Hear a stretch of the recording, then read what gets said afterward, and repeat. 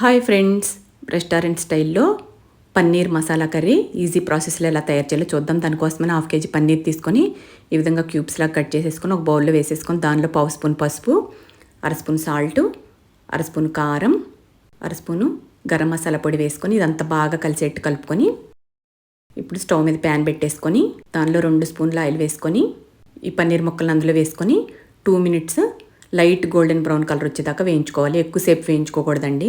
ఈ విధంగా వేయించేసుకున్నాక ఒక బౌల్లోకి తీసేసుకోవాలి. ఇప్పుడు అదే ప్యాన్లో పెద్ద ఆనియన్ ఒకటి ఈ విధంగా కట్ చేసుకొని వేసుకొని అలాగే కొన్ని జీడిపప్పులు కూడా వేసుకొని ఒక 5 మినిట్స్ వేయించుకోవాలి. 5 మినిట్స్ తర్వాత ఒక 3 టమాటాలు ఈ విధంగా కట్ చేసుకొని వేసుకొని దానిలో ఉప్పు వేసుకొని మగ్గించుకోవాలి. ఒక 10 మినిట్స్ ఉడికాక ఈ విధంగా కలుపుకొని పూర్తిగా చల్లారిపోయాక మిక్సర్ జార్లోకి తీసుకొని మెత్తగా పేస్ట్ చేసుకోవాలి.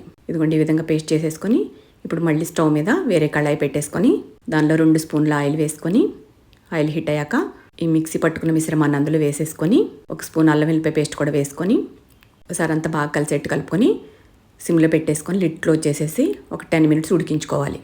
అది ఉడికే లోపల ఒక చిన్న తాలింపు గరిటె స్టవ్ మీద పెట్టేసుకొని దానిలో 2 స్పూన్ల బటర్ వేసుకొని హోల్ గరం మసాలా దినుసులు అందులో వేసేసుకొని కొద్దిగా వేగాక 1/2 స్పూన్ పసుపు, 1 స్పూన్ కారం, 1 స్పూన్ ధనియా పౌడర్, 1 స్పూన్ గరం మసాలా పొడి, 1 స్పూన్ జీరా పౌడర్, రుచికి సరిపడ సాల్ట్ వేసుకుని ఇదంతా బాగా కలిసేట్టు కలుపుకొని ఈ ఉడుకుతున్న మిశ్రమంలో 2 బిర్యానీ ఆకులు ఈ హోల్ గరం మసాలా వేసేసుకొని బాగా అంతా కలిసేట్టు కలుపుకొని కొద్దిగా వాటర్ కూడా పోసుకొని ఒక 10 మినిట్స్ సిమ్లో పెట్టి ఉడికించుకోవాలి. 10 మినిట్స్ తర్వాత ఇలాగా పన్నీర్ ముక్కలు అందులో వేసేసుకొని ఒకసారి అంతా బాగా కలిసేట్టు కలుపుకొని కసూరి మేతి కూడా కొద్దిగా వేసుకొని ఒకసారి అంతా బాగా కలిసేట్టు కలుపుకొని లిడ్ క్లోజ్ చేసేసి ఒక 10 మినిట్స్ ఉడికించుకోవాలి.